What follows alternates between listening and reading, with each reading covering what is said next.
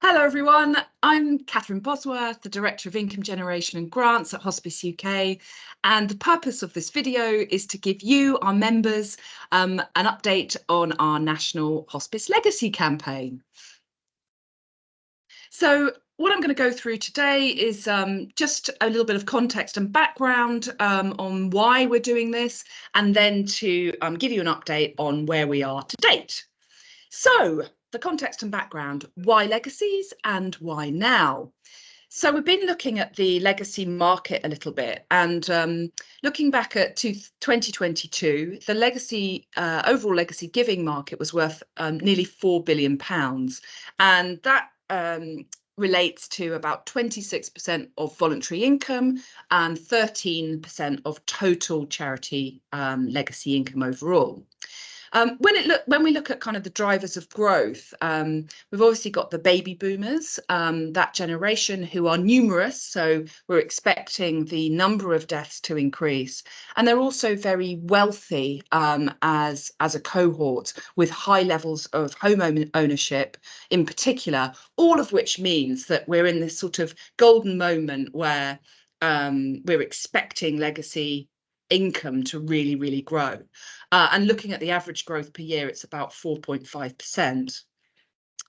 When we start projecting into the future and looking at the next kind of couple of decades, legacy income is only really set to explode. And by 2050, we're expecting as much as £10 billion from legacy income for charities in the UK. When it comes to hospice legacy income, it's obviously an incredibly important income stream. With at 190 million overall, it is even more important for us in terms of our percentage of voluntary income, and around the same overall at 13%. When we look at hospice income as part of the sort of a share of the overall health sector, as you'd expect, we do really well. Cancer being the big one with the biggest share, but hospices are close second, and then all the other kind of smaller ones behind us. But what is a little bit worrying for us, and a worrying trend that is starting to emerge, is that our overall share of the health sector as hospices has declined in recent years from 25% to 20%, and that's quite a worrying trend that we're seeing. And when we look at kind of our overall growth, we are still growing, but we're growing at a slower rate than our competitors. And when we look at the two kind of sectors that are doing really well in this space and have been investing into legacies, NHS hospitals and trusts, but kind of right up at number one is air ambulances. So although small, they've been investing, and their growth rate is really large at the moment. And that's worrying for us because they also are local charities in the same way that hospices are local. So we really want to try and address that, readdress that trend. We think that the time to act is now, because actually when we look at the number of the amount of legacy income that's still to play for, even in the next 7 years, we still have 430 million estimated where the decision is yet to be made. And when you start to project forward into 2040 and 2050, there's obviously a huge amount still at play. And so we think this is a great opportunity for us as a sector. So what we'd like to do is a national legacy campaign for the hospice sector for the very first time. The simple message of which will be to promote leaving a gift in your will to your local hospice. This is a national campaign for local hospice care.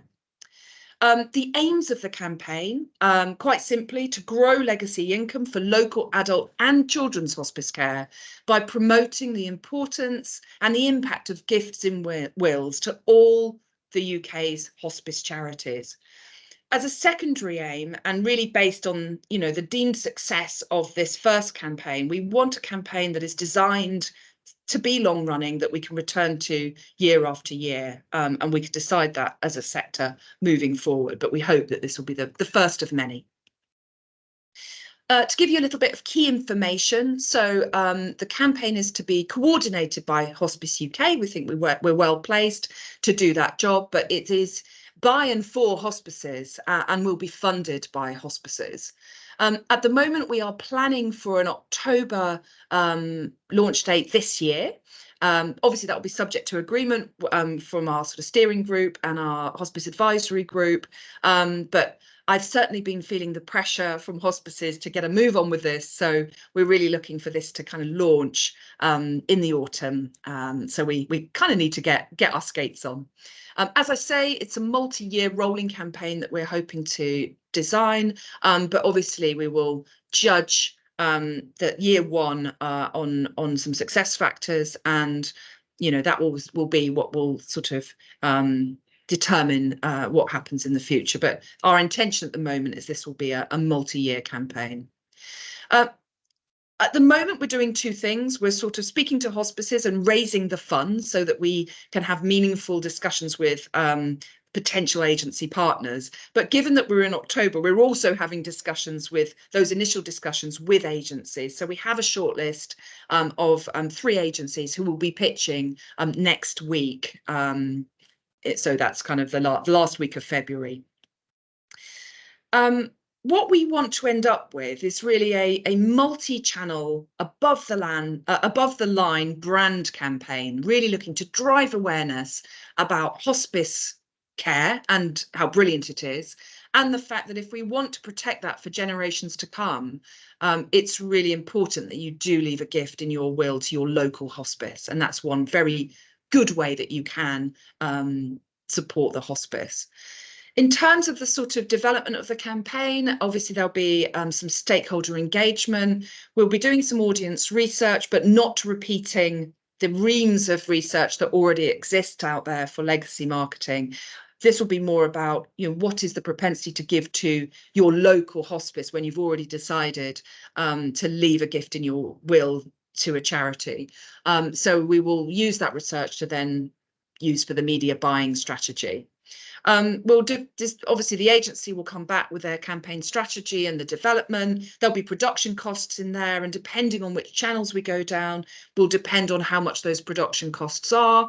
Obviously, TV more expensive than radio and out of home, so we'll have to flex that accordingly. And then, obviously, we envisage it will be quite a big media campaign as well as some PR within there as well. So we'll need a media strategy, a media agency partner, and the execution of that.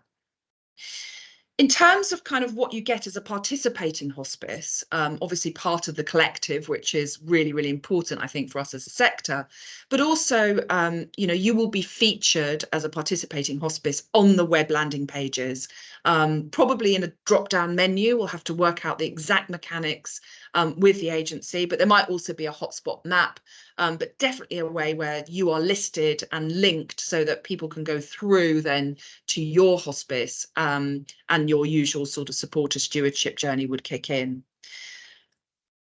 The other thing that you would receive as a local participating hospice is a campaign toolkit for you to be able to activate the campaign locally. So this might include assets that are customizable, that you might be able to put your logo on, and if you've got URLs, key messages that you want to slightly adapt from the national, but still within the kind of look and feel of the national campaign, so it kind of has that connection.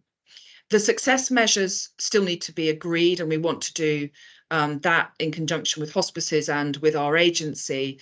But at the end of the day, this is a kind of brand campaign raising awareness about hospice care. It's not designed to drive direct response.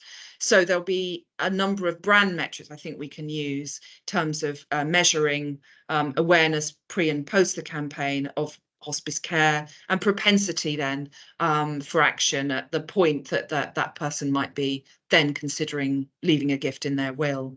The local activation will be great to determine whether inquiries go up or even pledges, but I think we need to be realistic about what we see in year one. In terms of the hospice financial contribution, we've tried to come up with a really fair system, which is based on exactly the same bandings that we have per expenditure per hospice that we do for our membership fee structure. And what it means is that, you know, the smaller hospices will be paying the lowest amount. So the entry point is £1,000, going up to the largest hospices paying £10,000. And hopefully that's a fair system so that all hospices can participate, not just the really large ones. The deadline for signing up is the 1st of March, so a couple of weeks' time. And what we've done to try and accommodate both budget questions that I've had, i.e., can we pay now, please? We need to get rid of some of this year's budget, or can we pay in next year's budget? That's when we've planned it for. We've come up with a payment deadline of the 30th of April so that it can take consideration of both of those scenarios. In terms of sort of communication with our participating hospices, this obviously needs to be worked out, but you know, we're anticipating that there will be regular update meetings with the whole group, even though it will be quite large. But I think that's really important that hospices are given the opportunity to advise us and feed in at various different points, and we'll have discussions, and that will be in a kind of virtual online forum. We'll also have send out regular email updates to the group and on our usual kind of channels of communication. And then I think there'll be ad hoc briefings and workshops as required. So there may be one around the audience research, around the key messages, around the creative, that sort of thing, where we'll sort of hopefully you'd be really keen to be involved in those discussions. In terms of the governance of the campaign and its overall accountability, we have 3 groups.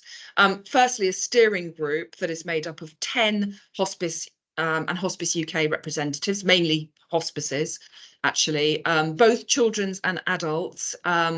We would like representation from the 4 nations.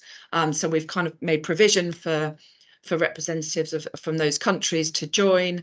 And we see this really as the sort of the key decision-making group, which needs to understandably be relatively tight and small, but incredibly important. We'll have an internal working group here at Hospice UK, or we have already, and that's all the day-to-day implementation of the campaign.